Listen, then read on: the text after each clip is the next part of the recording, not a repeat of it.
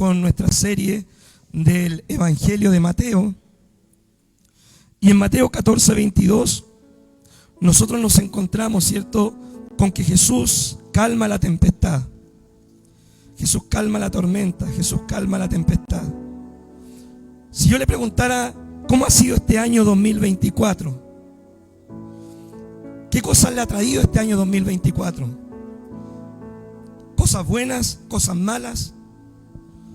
Un año, mi querido hermano, trae de todo, ¿ya? Y nosotros sería un error, por ejemplo, decir, no, es que el próximo año no vamos a tener problemas, no vamos a tener dificultades, el próximo año, ¿cierto?, va a andar todo bien. No, es parte de la vida, mi hermano, tener problemas. Es parte de la vida enfermarse, tener problemas laborales, quizás tener problemas económicos, pasar por diferentes situaciones, porque Dios ocupa esas situaciones, mi hermano, para ayudarnos a crecer a nosotros y poder madurar espiritualmente. Dios ocupa las circunstancias de la vida para que nosotros podamos aprender a depender de Él y confiar en el Señor, ¿ya? Entonces acá en esta historia nosotros encontramos en Mateo 14, versículo 22, encontramos que Jesús camina sobre el mar.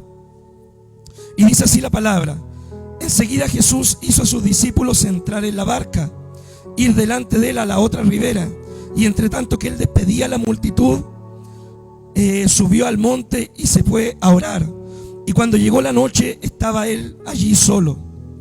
Y la barca estaba en medio del mar, azotada por las olas, porque el viento era contrario. Mas a la cuarta vigilia de la noche, Jesús vino a ellos andando sobre el mar. Y los discípulos, viéndole andar sobre el mar, se turbaron, dijeron: un fantasma, y dieron voces de miedo. Pero enseguida Jesús les habló diciendo: tened ánimo, yo soy, no temáis. Entonces le respondió Pedro y le dijo: Señor, si eres tú, manda que yo vaya a ti sobre las aguas. Y él le dijo: ven. Y descendiendo Pedro de la barca, andaba sobre las aguas para ir a Jesús. Pero al ver el fuerte viento tuvo miedo, y comenzando a hundirse dio voces diciendo: sálvame, Señor. Al momento Jesús, extendiendo la mano, asió de él y le dijo: hombre de poca fe, ¿por qué dudaste? Y cuando ellos subieron a la barca, se calmó el viento.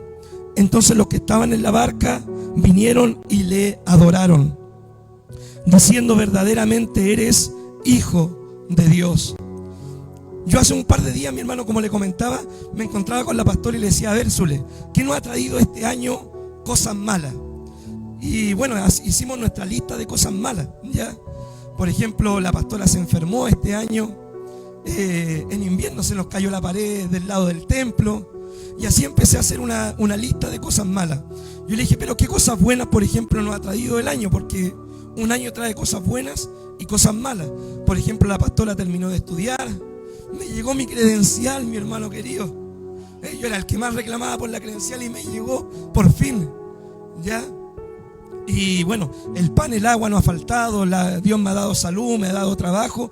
Entonces un año trae cosas buenas y trae cosas malas. Sería un error, ¿cierto?, como les decía, decir el año que viene no va a traer problemas, o pensar que la vida de un cristiano está exenta de problemas. Todos nosotros vamos a pasar por situaciones, mi hermano, difíciles. Quiera usted o no quiera pasarla, va a tener que vivirla igual. Así que tengo una palabra profética para el año 2025. Prepárese, porque el año 2025 trae cosas buenas, pero también va a traer situaciones difíciles. Puede ser una enfermedad, puede ser la muerte de un ser querido, puede ser un problema laboral, puede ser un problema familiar. Yo no sé, pero el año que viene va a traer cosas buenas también, y también situaciones difíciles, porque Dios va a ocupar, mi hermano, estas situaciones para hacerle crecer en su fe, para hacerle madurar, para que usted pueda ver a ese Cristo que camina sobre las aguas, que Cristo camina por sobre sus problemas para llegar donde usted está.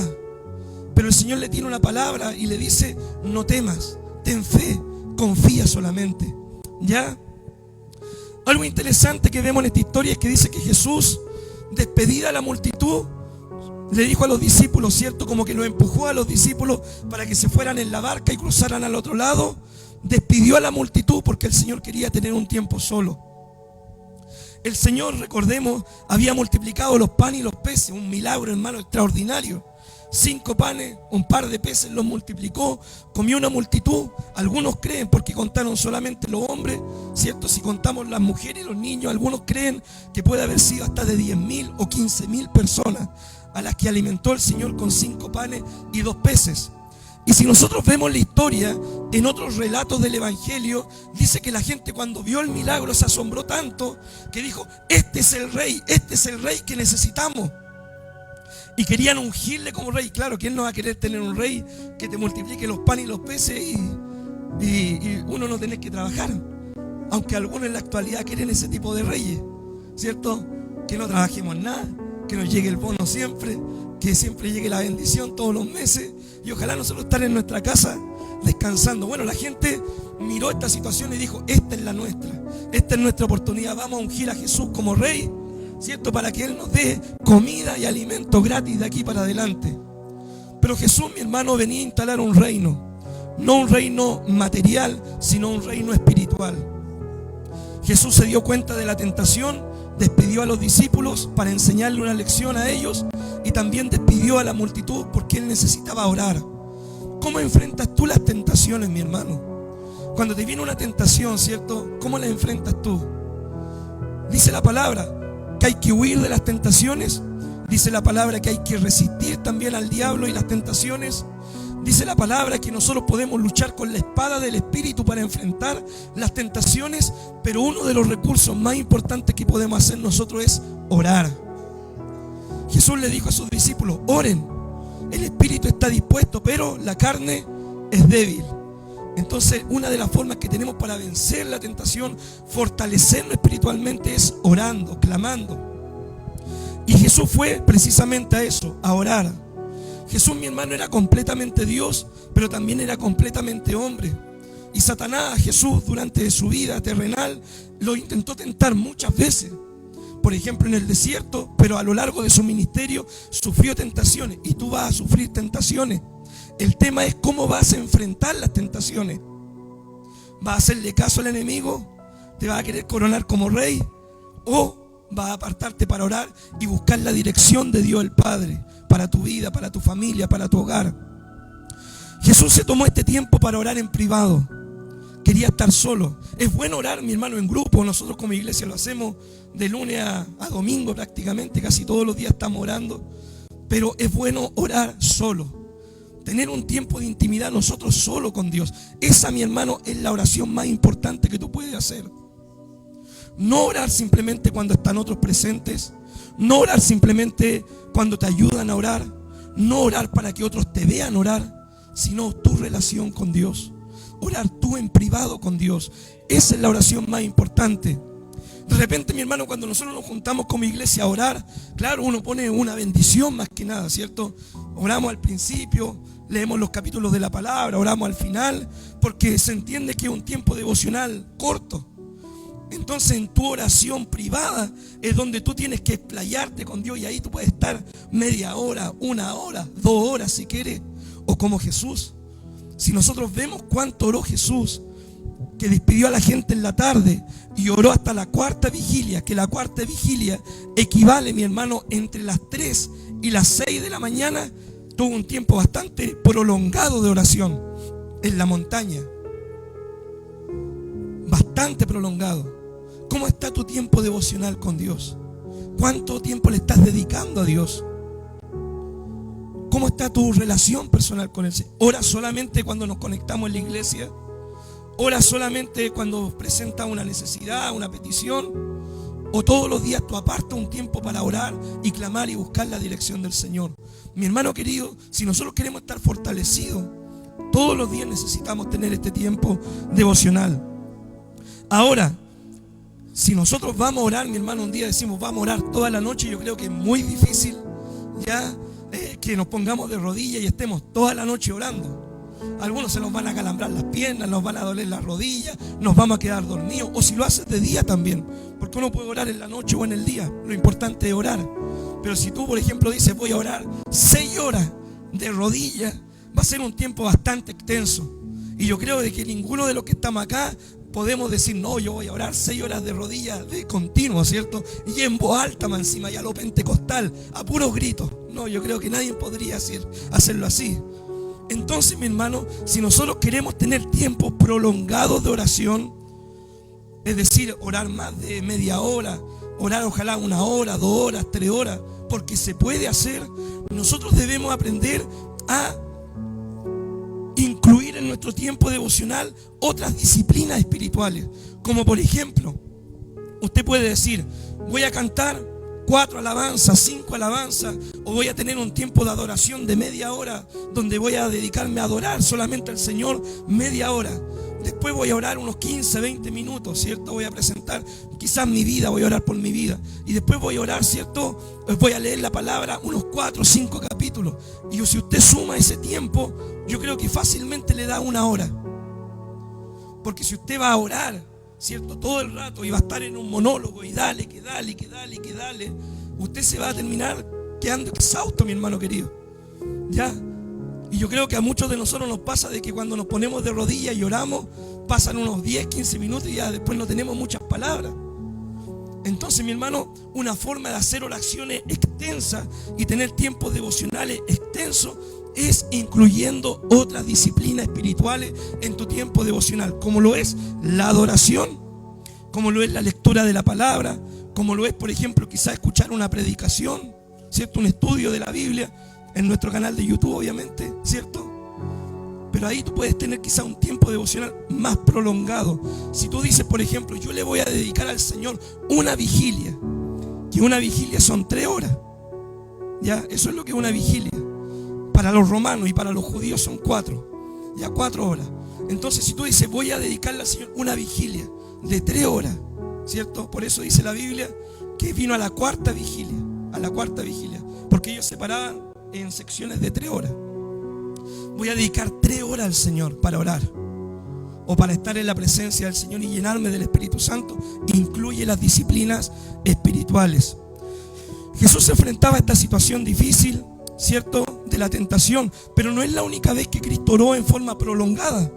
Por ejemplo, cuando el Señor quiso ungir a sus discípulos, ¿cierto?, a sus apóstoles, ¿qué es lo que hizo el Señor? Pasó toda la noche orando. De repente, mi hermano querido, nosotros tomamos decisiones y no oramos al Señor. Nos creemos de repente muy autosuficientes y, como dice el libro de Santiago, de repente decimos, vamos a ir acá, allá, vamos a hacer este negocio, vamos a hacer esto otro, y no decimos si el Señor quiere. Porque si el Señor no quiere, no lo vamos a poder hacer. O si el Señor nos permite hacer las cosas y estamos fuera de su voluntad, vamos a fracasar. Por eso es importante presentar todas las situaciones a Dios en oración. Encomienda a Jehová tu camino, confía en Él y Él va a hacer. ¿Ya? Si Jesús, mi hermano, siendo Dios hecho carne, oraba. Cuando, por ejemplo, el Señor fue a Getsemaní, ¿cierto? Estaba ahí en el monte orando antes de ir a la cruz. ¿Cuánto oró el Señor? 3 horas. Siendo Dios, mi hermano, hecho carne. ¿Cuánto más crees tú que necesitas orar cada día? ¿Cuánto tiempo más crees tú que necesitas tener un tiempo prolongado de oración en la presencia del Señor? Así que, mi hermano querido, el primer punto es que el Señor nos invita a poder orar. El segundo punto, los discípulos iban en la barca, estaban en medio del mar y la barca era azotada, hermano, por un fuerte viento. Los discípulos, gran parte de ellos eran hombres de mar, mi hermano. Eran pescadores, ¿cierto? Pedro, ¿cierto? Era pescador. Su hermano también, Andrés. Y los hijos de Zebedeo, ¿cierto? Juan y Santiago igual eran pescadores. El Señor, de hecho, cuando los llama, lo encontró en esa situación, remendando las redes, pescando. Ellos estaban acostumbrados a vivir tormenta en el mar. Ellos estaban acostumbrados a lo que es la vida de mar. Pero ellos, ¿cierto?, habían estado tratando de llegar a la otra orilla durante toda la noche. Pongámosle un ejemplo, mi hermano querido, 8 horas remando. 8 horas así, remando, y no avanzar. ¿Te has sentido así alguna vez en la vida? Yo me he sentido muchas veces así. Y muchas veces me he sentido así con la iglesia. Que yo digo, Señor, estoy remando. parece que avanzo 5 pasos, retrocedo 3 a veces. Parece que cuando la iglesia, yo hermano, de hecho me preocupo cuando de repente veo que está la agua muy en calma. Yo tengo un dicho, algo va a pasar. Porque siempre me he sentido así, como que remo y remo y remo, y después siento como que no avanzo. Como que no logro llegar a la orilla que yo quiero llegar, o llegar a la meta, al objetivo que me he trazado en la vida. Yo muchas veces me he sentido así. Quizás tú también te has sentido así en tu vida familiar, puede ser. En querer ver a tu hijo ser salvo, en querer que tu esposo se convierta. Quizás has luchado, le has predicado, le has hablado, has orado y te sientes que has remado. Quizás, no te digo 8 horas, quizás por año, pero no ves el resultado. Y hay muchas veces, mi hermano, que yo me he sentido exhausto también. No por el partido de ayer, sí, pero me he sentido exhausto, cansado, hermano, agotado. Yo lo único que estoy esperando, hermano, ahora en diciembre, llegar al trabajo y recibir esa bendita noticia: usted sale con vacaciones tal día. Y yo, amén, Señor. Y poder descansar, hermano, unos días, dormir en mi cama, descansar, levantarme tarde, es lo único que estoy esperando. Porque muchas veces la vida, el año, me deja exhausto, mi hermano. Y yo creo que es la misma situación tuya. Así estaban los discípulos. Querían avanzar, pero no podían. La ola, ¿cierto?, lo echaban para atrás. El viento le era contrario. A pesar que eran hombres experimentados en el mar, estaban exhaustos, estaban cansados. Pero algo interesante, mi hermano, es que ellos estaban en la voluntad de Dios, porque fue Jesús quien los envió a cruzar a la otra orilla. No es que ellos dijeron, vamos a dejar a Jesús solo y nos vamos a ir en barco, ¿cierto?, para la otra orilla. No, Jesús les dijo, suban a la barca y avancen. Estaban en la voluntad de Dios. Y muchas veces nosotros pensamos que si estamos en la voluntad de Dios vamos a ir viento en popa, ¿cierto? Que todo nos va a salir bien y siempre vamos a ir avanzando y creciendo y vamos a ir de bendición en bendición y de gloria en gloria y de victoria en victoria. Y muchas veces cuando estamos en la voluntad de Dios vienen las pruebas, las dificultades, los problemas, los procesos, la enfermedad, las crisis, porque Dios necesita probar tu fe. Necesita probar tu fe. ¿Sabes para qué? Para que tú después, cuando termine la travesía, te vas a dar cuenta que Jesús nunca te dejó solo en todo este proceso. Que tú nunca te escapaste de la mirada de Jesús. Porque Jesús estaba en la montaña y tú pensabas que estabas solo en medio del mar, en medio de tus problemas, de tus crisis, de tus situaciones. Tú pensabas que Jesús ya no estaba contigo en la barca, pero Cristo te estaba mirando toda la noche remar, y Cristo estaba en esa montaña orando por ti para que no fracasara. Y cuando ya pensaste ya que no podías más y que ya la barca se iba a hundir, ve que Jesús camina sobre el agua y viene sobre ti para tener un encuentro contigo, para que tú, mi hermano querido, finalmente puedas decir: este es verdaderamente el Hijo de Dios, este es mi Dios. Para que llegue a esa conclusión: este es mi Dios, que me rescató en medio del proceso, que me ayudó en medio de esta situación difícil, que nunca me dejó aunque la ola y el viento era contrario. Este es mi Dios que sale a mi encuentro. Jehová que camina sobre la agua, mi hermano.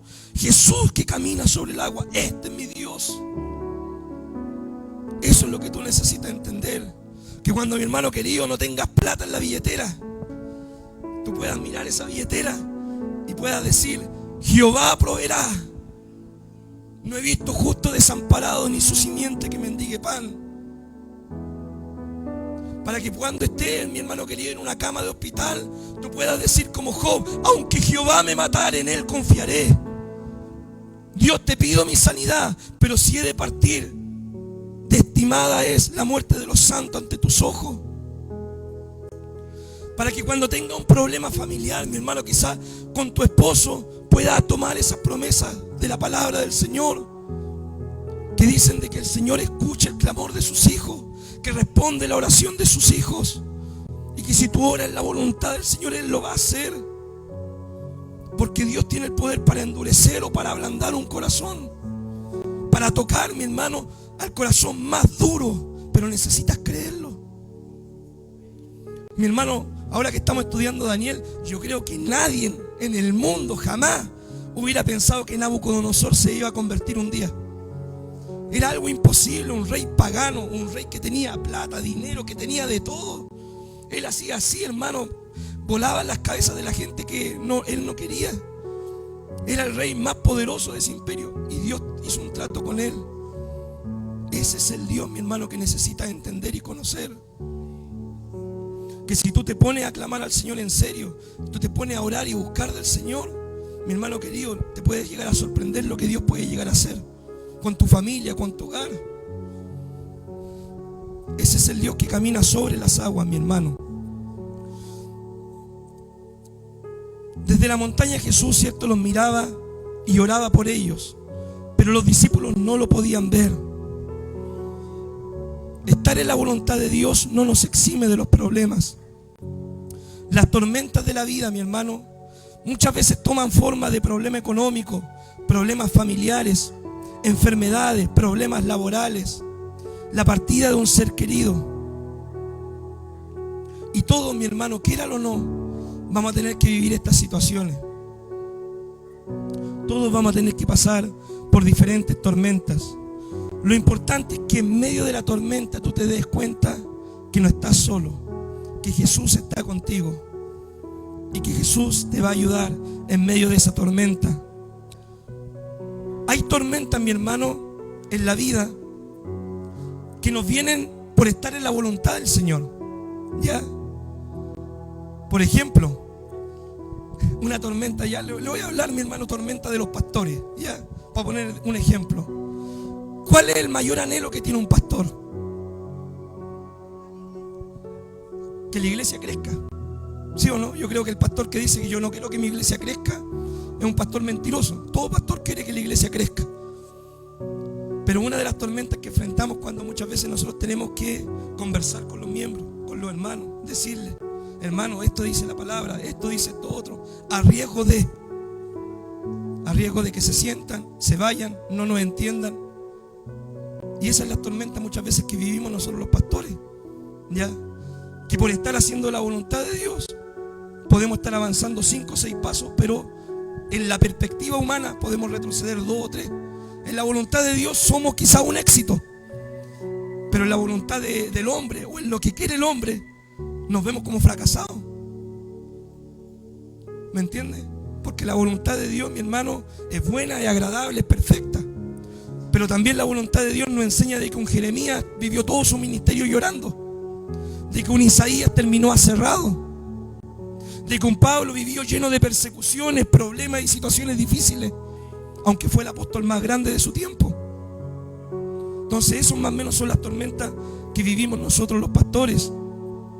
Pero hay tormentas, mi hermano, que nosotros provocamos y de repente le echamos la culpa a Dios, ¿cierto? Por situaciones que nosotros provocamos en nuestra vida. Y Dios te quiere librar de las tormentas. Y Dios te habla, ¿cierto? Para que tomes decisiones acertadas, para que no te metas en tormentas. Quizás, mi hermano querido, ¿a cuántos de ustedes Dios no le habló o no le dijo en alguna oportunidad? Un ejemplo solamente: cuida tu salud, no comas tanto, deja la bebida, haz más ejercicio. Y cuántas cosas así. Yo creo que todos constantemente nos están diciendo eso. Ahora, si uno no hace caso y un día viene la tormenta de la enfermedad, ¿le vamos a echar la culpa al diablo, mi hermano, por esa tormenta? No, porque es algo que nosotros provocamos en nuestra vida. O quizás cuántos, ¿cierto? De las personas, no sé, le dicen, por ejemplo, el Señor: sé ordenado en tus platas, no te endeudes más de lo que ganas, paga tus cuentas a tiempo. Pero nosotros, como tenemos la tarjeta, y cuando uno compra con la tarjeta no se nota, uno gasta, pone y pone y pone. Más encima que ahora la tarjeta, ¿cierto? Usted la pone nomás y no te pregunta ni la clave, hermano. Entonces, y después llega a fin de mes la cuenta. ¿Fue una tormenta que provocó el Señor? ¿Fue una tormenta que te trajo el diablo? ¿O fue una autotormenta? Y así, mi hermano, le puedo nombrar otras situaciones más. Estar en una relación con una persona inconversa. El día de mañana, si tienen problemas en el matrimonio, nadie va a poder decir: Dios no me dijo evita esa tormenta. Pero si nuestras decisiones nosotros en nuestro libre albedrío las tomamos, después tenemos que vivir las consecuencias de nuestra decisión. Eso es lo que la palabra de Dios enseña, lo que la palabra de Dios nos dice. Jesús, mi hermano, vino sobre ellos, sobre el mar, caminando sobre el mar. Jesús ya había demostrado, mi hermano, su poder sobre la enfermedad, sobre los demonios, sobre la naturaleza. Y ahora el Señor demuestra su autoridad sobre las tormentas. Los discípulos, al ver este fenómeno sobrenatural, ¿quién camina, hermano, sobre la agua? Solamente David Copperfield, ¿cierto? Con efecto así armado en cámaras de televisión y todo eso. Pero ningún ser humano puede caminar sobre la agua. Solamente Dios puede caminar sobre la agua. Y alguien puede decir, no, pero es que quizá un ángel puede caminar sobre la agua. Y quizá. Pero ¿sabe qué? Los ángeles no son adorados. Y acá cuando los discípulos vieron a Jesús, lo adoraron. Un ángel no recibe adoración, y por eso, hermano, es interesante este texto, porque nos habla de la deidad de Jesús, de que Jesús es Dios. ¿Ya? Los discípulos, al ver este evento, creyeron, ¿cierto?, que era un fantasma. No tenían una visión nítida, ¿cierto?, de quién era el Cristo al cual ellos adoraban. ¿Cómo está tu visión? ¿Cómo está tu visión? ¿Tiene una visión nítida de Jesús? ¿Una visión nítida de la palabra? ¿Una visión nítida de la voluntad de Dios? ¿Una visión nítida de quién es Dios? ¿Cómo está tu visión? Una visión que no es nítida, ve las cosas nublosas, no ve con claridad. Muchos de ustedes quizás usan lentes, mi hermano, para poder ver nítido. Una visión nítida no nos deja ver las cosas con la claridad que se presenta en la realidad. Por eso es importante cómo está la visión. Porque una visión correcta nos permite ver a Jesús en medio de las situaciones, en medio de los problemas, caminando sobre el mar, viniendo a nuestro encuentro para poder ayudarnos. Pero una visión que no es nítida, ¿qué es lo que ve? Fantasma. Eso es lo que ve una visión que no es nítida. Solamente ve fantasmas. Que no, que esto es aquí, que esto allá, pero no te permite ver al Dios que te ayuda. Por eso es importante ver cuál es tu visión en medio de las situaciones. En medio de la tormenta, Jesús les declaró a sus discípulos: no tengan temor, no teman, yo soy. Y Jesús, mi hermano, con el yo soy, le dijo a sus discípulos: yo soy el Dios del Antiguo Testamento. El nombre de Dios en el Antiguo Testamento era yo soy. Cuando Moisés tuvo un encuentro con Dios y Moisés le dice: ¿cuál es tu nombre? Para que yo vaya y le predique al pueblo de Israel y lo saque de Egipto. Le dijo: yo soy el que soy. Y Jesús, en medio del mar, le dice a los discípulos: yo soy. El mismo yo soy del Antiguo Testamento es el mismo yo soy del Nuevo Testamento. Él es el alfa, el omega, el principio, el fin, el primero y el último. ¿Ya? Y Cristo les revela su nombre para que ellos confiaran en Él. Así nosotros debemos confiar en el Señor. Pedro le dijo: mi hermano, yo quiero caminar sobre el agua, Señor. Si eres tú, permíteme caminar sobre el agua. Algunos ven esto como un acto temerario de Pedro, qué sé yo. Pero la verdad, mi hermano, hay que ser bastante valiente para tratar de caminar sobre el agua. Y Pedro, mi hermano, baja de la barca y Cristo le dice: ven, camina. Y Pedro pudo caminar, mi hermano, sobre la tormenta. No porque Pedro fuera alguien especial, no porque Pedro era más que los otros apóstoles. Pedro pudo caminar sobre la tormenta porque Cristo le dio la orden y caminó sobre la palabra de Cristo. Por eso es importante, mi hermano querido, en medio de las tormentas, sobre qué estás pisando tú, sobre qué te afirmas tú para caminar en medio de la tormenta. Te afirmas en tus propias fuerzas. Si tú te afirmas en tus propias fuerzas, va a haber las circunstancias. Pedro vio el viento, el mar, la ola, todo, y comenzó a hundirse. En medio del proceso, si tú dejas la palabra de Dios de lado, te vas a hundir. En medio del proceso de la enfermedad, de las situaciones difíciles que tú vivas, los problemas económicos, si tú tomas consejo en otra cosa que no sea la palabra de Dios, te vas a hundir y vas a fracasar. Pero si tú caminas sobre la palabra de Cristo, sobre esa orden que Cristo te da. Baja y ven hacia mí. En medio de la tormenta tú vas a poder vivir un proceso en victoria. Por eso es importante que en medio de los problemas nos afirmemos en algo sólido. Cristo dijo: yo soy la roca. Todos vamos a pasar tormentas. Cristo lo enseñó cuando puso el ejemplo de dos casas, ¿cierto? Que fueron azotadas por el viento, el mar, todo el tema. Una estaba firmada sobre ¿qué cosa? Sobre la arena. Otra estaba firmada sobre ¿qué cosa? Sobre la roca. Ambas por fuera se veían iguales, pero la que estaba firmada sobre la roca fue la que permaneció. El cristiano que está firmado sobre la palabra de Cristo va a ser el que permanezca en medio de los procesos, de la enfermedad, de los problemas, de las situaciones. El que se afirme en la palabra de Cristo va a ser el que va a salir victorioso de toda situación. Porque ambas casas recibieron pruebas, pero ambas casas no tuvieron el mismo resultado, porque tenían un fundamento diferente.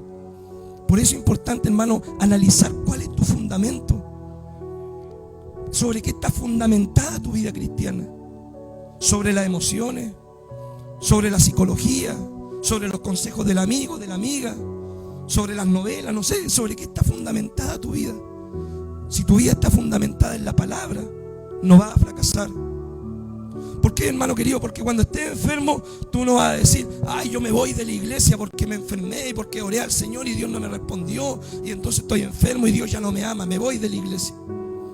No, si tú estás enfermo, tú vas a aprender a confiar en Dios. Si tú, por ejemplo, no tienes recursos económicos, ¿cierto? Ay, que yo ahora al Señor y le clamo al Señor y le pido y Dios no me bendice, Dios no me provee, Dios no me ayuda. El evangelio es mentira porque mientras más doy, parece que menos tengo y todo el tema. Entonces yo no voy a dar más. Bueno, pero ¿qué dice la palabra? ¿Cierto? Por eso es importante, mi hermano, cada situación enfrentarla con un texto bíblico, lo que dice la palabra, para que cada tormenta la pueda superar con la ayuda del Señor. Bien, mi hermano querido, para ir terminando ya, quieras o no, te lo vuelvo a repetir, está terminando este año, va a empezar el año 2025. Quieranlo o no, vas a vivir tormenta. Lo anheles o no lo anheles, lo busques o no lo busques, pero vas a pasar por situaciones difíciles. También va a pasar por situaciones muy buenas y de mucha bendición, porque de esto se trata la vida.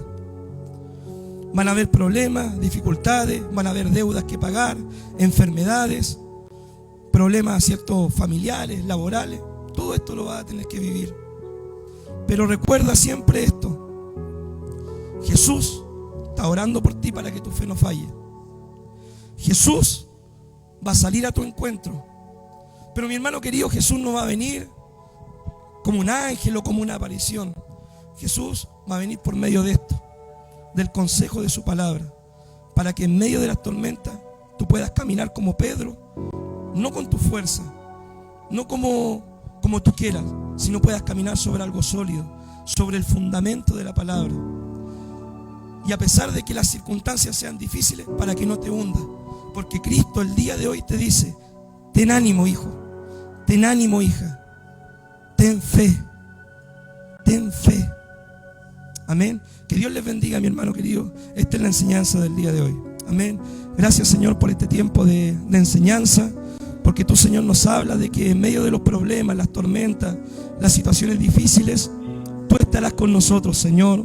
No nos dejarás, no nos desampararás, Señor. Y tú, Dios mío, nos bendecirás, nos ayudarás en todo, Señor. Padre Santo, bendito Dios, te damos gracias, Señor, Padre, porque podemos confiar en ti, Señor, porque tú eres Dios, porque tú eres todopoderoso, porque para ti no hay nada imposible. Amado Dios, y en medio de las situaciones recuerda nuestra palabra, tener fe, Señor, confiar y poder caminar sobre tu palabra para poder superar toda tormenta en la vida. En el nombre de Jesús pedimos todo. Amén y amén.